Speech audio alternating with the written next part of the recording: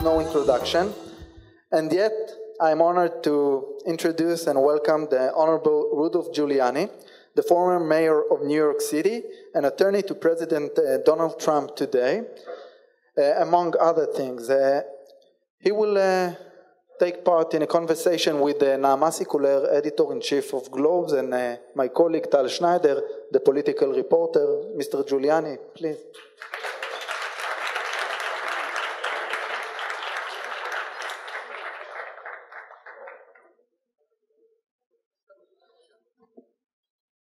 Thank you.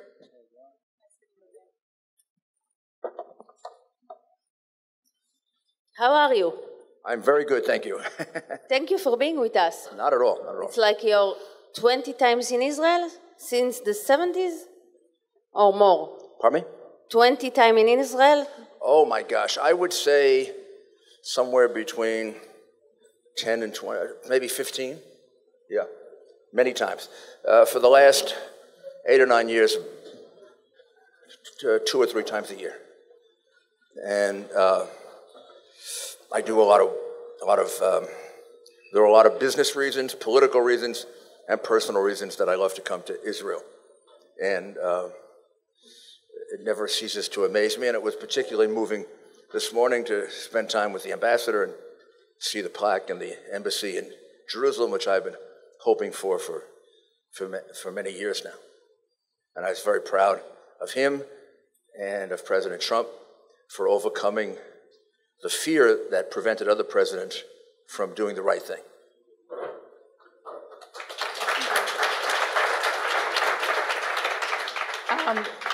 Were you happy with the process of the embassy move and with the outcomes? And we might see some negative outcomes this morning for Israel, maybe stemming from this decision to move the embassy. And I mean, of course, we get some BDS backlash right here in front of our eyes. Well, I think you can't, we have to stand up to terrorism. I mean, the nations are entitled to select their own capital. And Israel selects Jerusalem as its capital. I don't think the United States would like it very much if people decided that the capital of the United States was, I don't know, Cincinnati or Los Angeles or Boston or New York. We selected Washington as the capital, and no one disputes that. That's our choice. If you respect us, then you accept it. So I think it's a sign of great respect to have the capital in the right place, and just the opposite. It's a sign of great disrespect not to, and the only reason that people succumb to this is this irrational fear that they have, which is being generated by really what is a terrorist entity, the Palestinian Authority, which, I mean, I guess world opinion doesn't see it that way, but I do because I have a lot more experience and knowledge of terrorism than most people in the world. But you know, eventually we have to live with the Palestinians. We live with them, not you, the American people. So it's not that easy. Well, that's the key word, is live. Living with them doesn't mean to accede to their requests that are irrational and put you in more danger. The Palestinian, want to call it governing authorities or Palestinian chaos has to change. And it has to become a peaceful entity. Otherwise, there's no point in making believe that you've made peace with an entity that trains its young children to kill you. That's stupidity. And luckily, most Israelis aren't stupid. But you do have a small element that probably is, like we do, and are not fit for taking in their hands the responsibility of the lives of other people. Their political ideology totally overwhelms them, or their irrational sympathies, and people play on their guilt. And then they end up making choices that are very, very dangerous. Yet the president seems to be more optimistic than you, because he is talking for almost 2 years now about a big plan or big deal that he may achieve with the Palestinians. But we know for a fact that the Palestinians have not been responsive to the American team. They're not answering. They're not meeting with them since December, since the announcement about the embassy. So how can you be from one side very optimistic about it, and then here you, which we all think here, you represent much of what the president thinks and knows about the region? Well, the president is optimistic, but he's not unrealistic. Look at how he handled Korea and Iran, much differently than the prior president, who left him with a terrible mess in both places. So the president has very optimistic goals, but he's not going to sacrifice safety and common sense to reach those goals. So that's why he had the capacity of canceling the meeting with Kim Jong-un, only to find that Kim Jong-un is begging him now for a meeting. So he changed the whole dynamic of that negotiation. That's what has to happen here. The whole dynamic of the negotiation has to change, and the Palestinians have to be willing to take steps they haven't been willing to take before, which is to recognize Israel, to guarantee peace, and to play a very active role in rooting out terrorism. If they do those three things, which they've never done before, and where we have turned our back on that, I think President Obama did that and President Clinton did that. And things have just gotten worse. So a realistic approach is the most important thing. You can be optimistic or pessimistic about it. You just have to remain realistic. And if Donald Trump is one thing, he is exceedingly realistic. And so far, he's had more success in foreign policy than any president since Ronald Reagan. But what do you think about the policy of Netanyahu? He's a big friend of you, right? You are very fortunate to have a great prime minister. There are times over the last 10 years where I had hoped that he was our president compared to what we had. Look, I don't agree with everything that anybody does. I don't agree with myself all the time. But I do believe that he is a great leader. He's got a very fixed goal, which is to make Israel greater, stronger, and safer. And so far it's working. You're safer than you were before he came into office. Your economy is exceedingly better. A lot of people don't recognize Prime Minister Netanyahu's greatest achievement so far has been in your economy and turning it around. You've got a vibrant capitalist economy. You used to be a socialist nation that had a moderately good economy, for this region a good one, but not an economy that was world class. Now you're world class. And I attribute that to two things. His vision to see that capitalism is very, very compatible with the Israeli people. And second, the Israeli people, who are among the most creative in the world. So look, I do cybersecurity for a living, and you're among the leaders in cybersecurity. I don't think that would have been the case 20, 25 years ago. And even if you were, there'd have been a fear of expanding it. Now there's a sort of sense, as long as you have a little bit of money and a great idea, you can expand worldwide. And people look on Israel as the key brand for security, whether it's physical security or cybersecurity. And that's the kind of change that the Prime Minister has brought about. But what do you think about the policy of Netanyahu? Does he have a policy in an issue like peace process? Well, you can't make peace by yourself.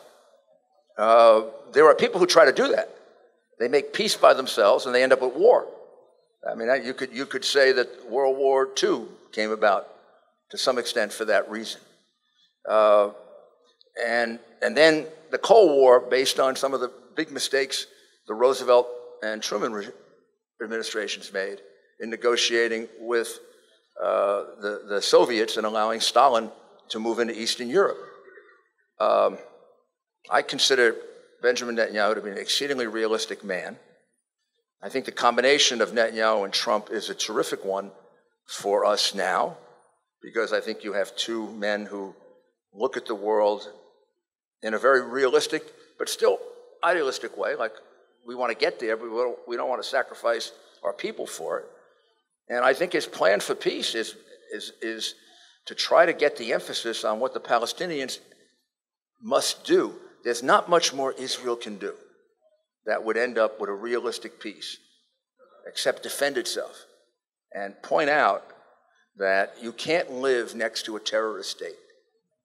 And if you put Israel aside, I don't want to see my country participate in creating yet another terrorist state. We have enough of them, and you have too many in this region. We don't need a Palestinian terrorist state with young people there being trained to kill you and to kill me.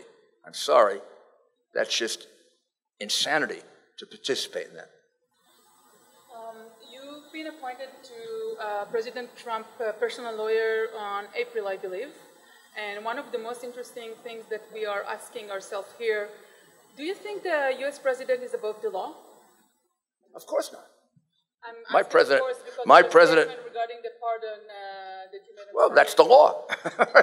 The law of the United States is that the president of the United States has unlimited, unreviewable power to pardon people from federal crimes, even before they're convicted. That goes back to the beginning of our Constitution. It was put there by James Madison and Alexander Hamilton and Benjamin Franklin, and names that, are a lot more important than mine. And it has worked really well for us. We've had some perversions of that, not by President Trump. President Clinton pardoned a major criminal who donated money to his library. Well, President Clinton has gotten away with some of the worst crimes imaginable. Impeachment and, well, he's not going to do that. Does he have the power to do it? Yes. Is he going to do it? No. Not going to do it. Do you think he needs to do it? No, he doesn't need to. He's innocent. He hasn't done anything wrong. The President of the United States, they are a group of 13 highly partisan Democrats that make up the Mueller team, excluding him, are trying very, very hard to frame him, to get him in trouble when he hasn't done anything wrong. Now, they may not know they're doing it. They may not realize they're doing it. But they can't emotionally come to grips with the fact that this whole thing of Russian collusion didn't happen, right? That they're trying to invent theories of obstruction of justice. The president fired the FBI director. The president has the right to fire the FBI director. The president should have fired the FBI director. He was a terrible FBI director. And he worked for me, and I know him. And I love the FBI. But the FBI director was a disgrace. He fixed the Hillary Clinton case, and at the same time, leaked terribly harmful information about her to sort of protect himself. And then he had a press conference to attack her and clear her. It's like my saying, I'm not going to indict you, but you really committed murder, and here are the reasons why you committed murder, and you're running for office. That's essentially what he did. But by saying that nothing has been going over there, and we do know that the special counsel indicted some of the people that were involved in the campaign, and the reason I'm asking is part of the reason we hear, part of the claims that we hear from governmental officials, also from our prime minister, he said it in Hebrew, דבר לא קרה, לא היה שום דבר, so nothing have happened in English. And he claims that nothing have happened, and then because nothing have happened, you shouldn't put the inquiry, but then the inquiry does reveal certain facts and issues that lead to indictment for the people around him. So, well, first of all, that assumes that the prosecutors are thinking fairly and straight, and they don't have a desire to just get somebody for no reason at all. In the case of the investigation of President Trump, it's revealed no evidence that President Trump has done anything wrong. None. I don't know, you have thousands of people around you. Have some of them done something wrong? Maybe. In this case, even the cases that they've revealed about something wrong, one is Manafort, who worked for him for 4 months, was indicted for something that happened back in 2005, long before he met President Trump.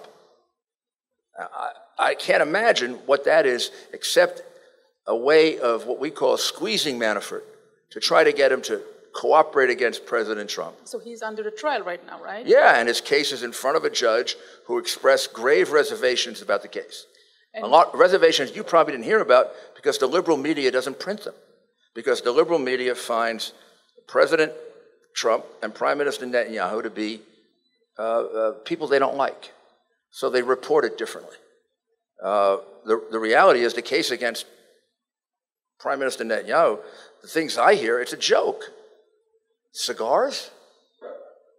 Come on. It's not only cigars. Oh no! How about he allegedly made a deal with the newspaper for good coverage? You would have to put every politician in the world in jail for that. You know, President Obama should have been in jail for that.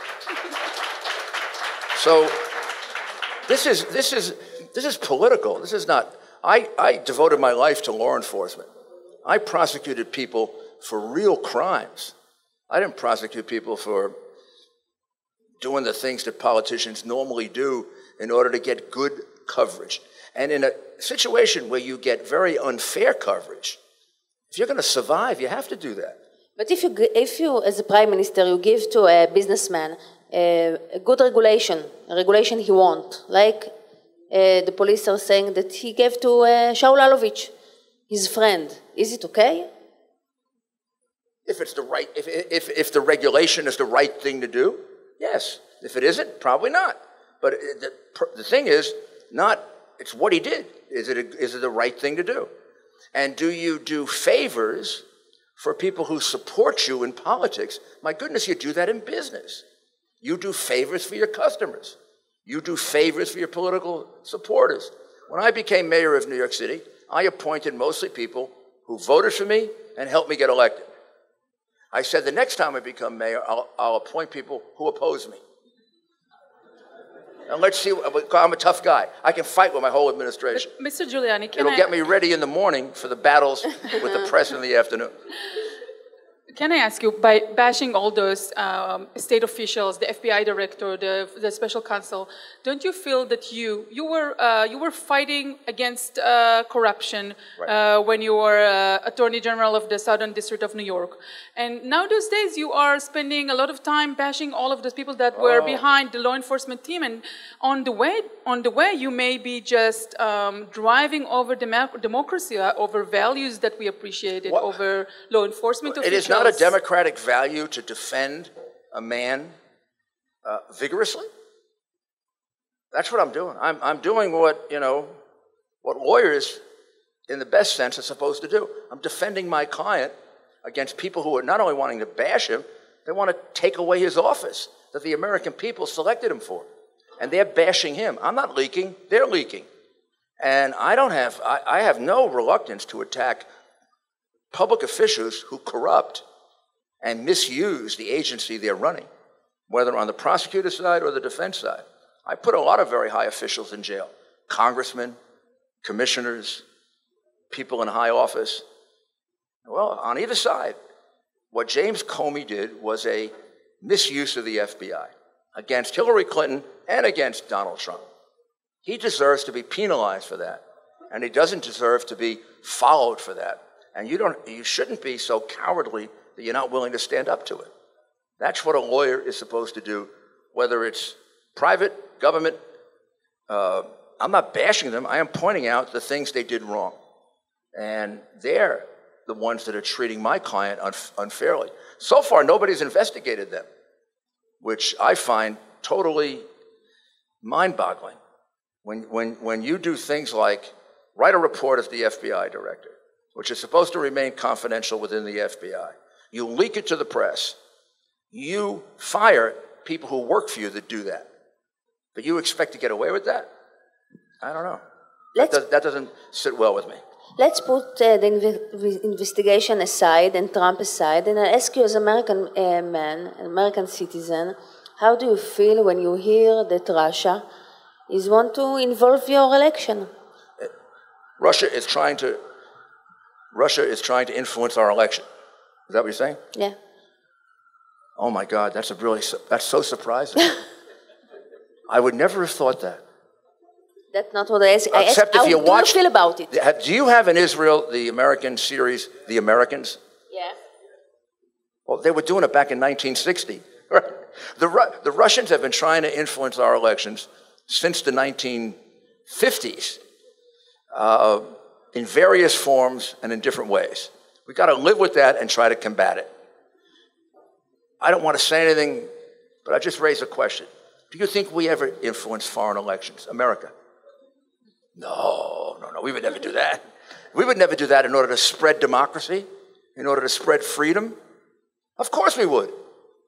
Well, you know, they believe something else, and they're doing it to pursue their, I think, thwarted ideology. We're doing it to pursue the highest goal, which is for women to be free. So yes, we all try to influence other countries' elections when we think it's necessary for our country's safety, advancement, security. Now, did they do it illegally? Sounds that way. They hacked into emails, government and private. That's a crime? I don't know who did it. Just one side of the emails. I mean, they didn't hack to everybody's emails, just one side. So they didn't take well, maybe one side did a better job of protecting their emails than the other. And I happen to know they did. Or they had because both I helped sides. Protect the side that didn't get hacked. Or they may have, you know, took a hold of both sides, but decided to release just one. No, I don't think they got a hold of the other side. And maybe they wouldn't have found the same stupid, insane, horrible things. Here's the key fact. Even though it was obtained illegally, everything they put out about Hillary Clinton was true. She really is that bad. And her people around her really hate her that much. And they really don't think she should be president, but they want to have power. That's what those emails proved. If those emails had been false, they would have been combated, disproved. You haven't had John Podesta come up and say, those are not my emails. He actually wrote all those terrible things. He really is a bad guy. But why Putin want Trump to be the president? What? Why Putin want Trump to be the president? I don't know that he wanted Trump to be president. I'm not even sure he thought he could change the result. Just like Comey, they all thought Hillary was going to get elected. I think he wanted to soften her up. I think he wanted to show her what he could do. Maybe he's holding the 34,000 emails that she destroyed. Who the hell knows what's in that? I mean, probably even worse. So maybe he was setting her up for extortion. And I think maybe it was only at the end that people thought that Donald Trump could win. There wasn't a single major journalist in the United States, well, maybe I shouldn't say that. Some of the conservative journalists thought that Trump had a chance. But internationally, nobody thought he had a chance. And among his team, did people think around him that he would win? I thought he would. I had no doubt about it. I went to his rallies. Did his wife thought he would win? Oh, I don't know. Your wife always thinks you're going to win. My wife thought I was going to win, and then we got divorced. More than one time. I'm asking that because... yeah, I want to ask a question about women. What about women? What do you feel about... I love women. What's about women? I think I respect women. I love women. I have a daughter. She's one of them. Of course he does. His daughter... No. Does Trump respect women? Well, go ask his daughter, Ivanka. Don't ask me. I'm not a woman, so I can't tell. I mean, yes, of course he respects women. I've known him for 30 years. He's a true gentleman. His daughter is one of the most important things in his life. He loves Melania, and he has a great relationship with his former wives, which I can't say about everybody. And what that shows is, even though they separated, as happens, unfortunately, in the modern world, they have great respect for each other. Those children wouldn't be the way they were if he and Ivana didn't respect each other, and if he didn't respect Ivana. And in all of this, you've heard nothing from his two ex-wives, nothing bad about him, not a single thing. But we hear women like Stormy Daniel. Oh, very, very credible source. Stormy, the porn star. You know, every porn person can't be a star. I never heard of her before. Now, I don't really look at porn. Please get that down. I don't look at it. But I would say that that's about the same credibility as her lawyer, who basically got thrown out of the case. I don't believe Stormy Daniels. You know, we can often... I don't believe her. I don't know. Sue me, Stormy. I don't believe you. So, but if you don't believe her, how come there was money paid to her to keep her silent for something that Because I've done that for clients. You settle... And the money was repaid by the president, so it was... You settle cases to protect people's reputation, whether it's true or not. Because if she said it, as she has, people will believe it, whether it's true or not. Can you? I settled cases for companies when I know it's not true. But I know if we go the full limit, it may cost 10 times as much. Do I like doing that? No. Do I do it because it's practically right? Yes. So you can't find a case, you can't find a situation where lawyers haven't done that. And that's the part that's hard to explain to people. And I would tell you, by the amount of money that was paid, it tells me it's not true. If she had a claim that could be proven, she'd have gotten millions of dollars, not hundreds, not 140,000. That's just like a nuisance thing. Get rid of it. Can you tell us, we've seen Melania here in Israel, and we were very impressed by her gracious manner and her, such elegant and really calmity. And can you tell her how does she feel those days with all these Stormy Daniel affairs going on in the background, and she's not stepping up to... I can't speak for Melania. But you're a personal friend. I am, and she believes in her husband. She knows it's untrue. I don't even think there's a slight suspicion that it's true when you, excuse me, but when you look at Stormy Daniels. I know Donald Trump, and look at his 3 wives, right? Beautiful women, classy women, women of great substance. Stormy Daniels. So I think she gets We have to respect on this stage every woman. Yes, I respect porn stars. Don't you respect porn stars? Or do you think that porn stars desecrate women? Do you think that porn stars don't respect women and therefore sell their bodies? So, yes, I respect all human beings. I even have to respect, criminals. But I'm sorry, I don't respect a porn star the way I respect a career woman or a woman of substance or a woman who has great respect for herself as a woman and as a person, and isn't going to sell her body for sexual exploitation. So, Stormy, you want to bring a case? Let me cross-examine you. Because the business you were in entitles you to no degree of giving your credibility any weight. And secondly, explain to me how she could be damaged. I mean, she has no reputation. If you're going to sell your body for money, you just don't have a reputation. Maybe old-fashioned, I don't know. Let's go to another issue. Okay. Do you want to ask about the job report? Because the who? Because the job report, China. We just want to ask you about. We've seen the good job report on Friday, and we've seen straight 16 or 17 months of really good job reports and economic outcomes. And I asked you that on Monday. Can you maybe explain to this important crowd?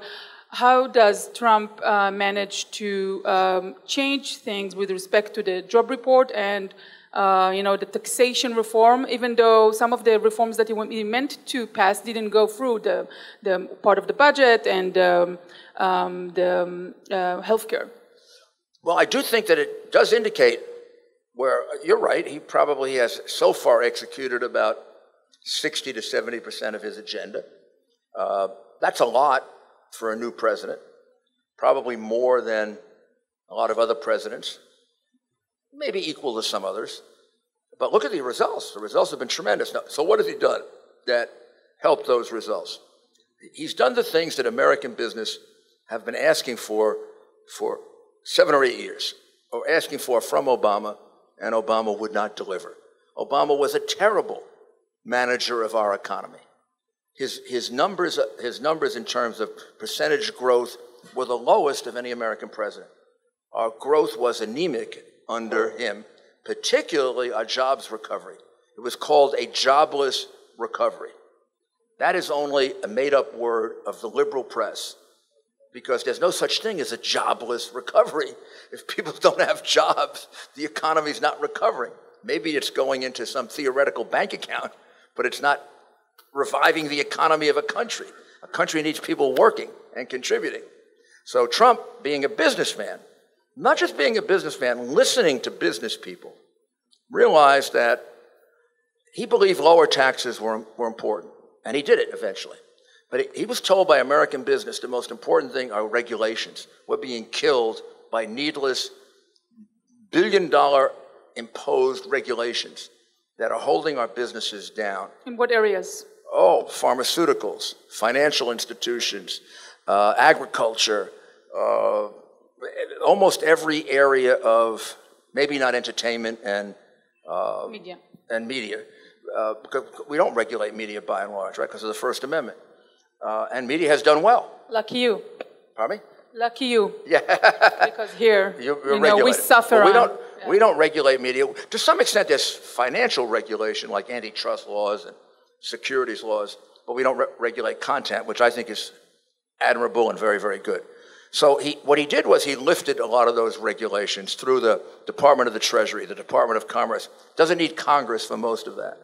So that those companies started to make a lot more money. The tax reform was really valuable because it did something that nobody really concentrates on much, because people concentrate on how much they're paying in taxes, and now they're paying less. That goes into the economy. I don't think we've even felt the effect of that, because that's less than a year old. That's being circulated in the economy now. The thing he did was he lifted a lot of the policies that require companies to put a lot of money abroad. And he set up a repatriation of that money at a much lower tax rate. That money, even the anticipation of that money coming back has revived our economy. Because people who invest in companies can see if General Electric can bring a lot of money back from Ireland, if Pfizer can bring a lot of money back from Europe, they're going to be worth a lot more. And the trade war against China, is it a well, good thing? Our trade policies are also ones that, I don't exactly know people who consider them free traders that would consider the following free trade. We sell a car in China, and they put on a 30% tariff. They sell a similar car in the U.S., and there's no tariff. Well, that's not free trade. That's unfair trade. So Trump has straightened some of that out. He's in the process of straightening out that the markets operate a lot on anticipation. Right, but let's buy. And that anticipation is a good anticipation that things are going to do well. Now, Trump has been able to do that and decouple North Korea from it. Meaning everyone said, well, if you get tough on China on trade, China's not going to help you with North Korea. Well, somehow, North Korea, after he canceled the summit because they insulted the vice president, they insulted his national security advisor, and they also said they were going to go to nuclear war against us. They were going to defeat us in a nuclear war. We said, well, we're not going to have a summit under those circumstances. Well, Kim Jong-un got back on his hands and knees and begged for it, which is exactly the position you want to put him in. That's what has to happen with the Palestinian Authority. They have to be seeking peace. You got to change the dynamic and put the pressure on them.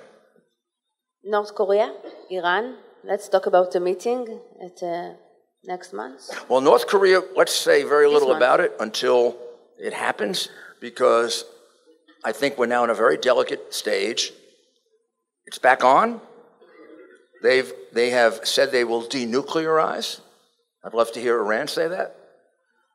They do want probably much too long a timetable for that, but they also want economic help. So it's going to be in the details of how fast they denuclearize and how much you restore things to their economy. Can you trust them? Because they said that, the plant that they took off, and well, apparently it was just a show. Maybe we should go back to the person I thought was the best president of the United States in the 20th century, Ronald Reagan, who said, trust, but verify. and you do the verification. Don't leave it to the UN that wouldn't know how to verify anything. I once said the UN should be removed and we should put Yankee Stadium there. And we'd make a lot more money in New York. So the expectation you never make peace unless you take a certain risk. But then you have to reduce the risk by verification. So if we can come up with a really valid verification program, we can watch them denuclearize. And as they do it, we can remove some of the sanctions. The problem Obama created for us was he gave them the money before they did anything. How about billions of dollars?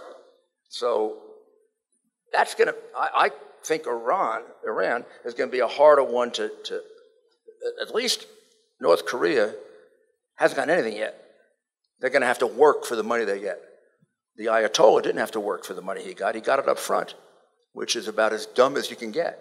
And I'm glad the president has canceled that agreement and is now going to go back and renegotiate it, and there may be none. But the damage has already been done to some extent in that they got a lot of money and the European countries now don't sanction them. If we sanction them, however, look, our banking system is the key banking system in the world. That will put a very, very big strain on their economy. And they're not doing well, even with the money they got. Their economy is in free fall, and they're having protests. So far, they're in protests in 142 Iranian cities since January, which the president has, unlike President Obama, who turned his back on the people fighting for freedom in Iran, President Trump has encouraged them. Trump wants the Nobel Prize? Pardon me? Trump wants the Nobel Prize? He wants? For North Korea. No, he wants to see them denuclearize and bring peace to North Korea. I think the Nobel Peace Prize, I don't know, since they gave it to Arafat, I don't think it's worth it.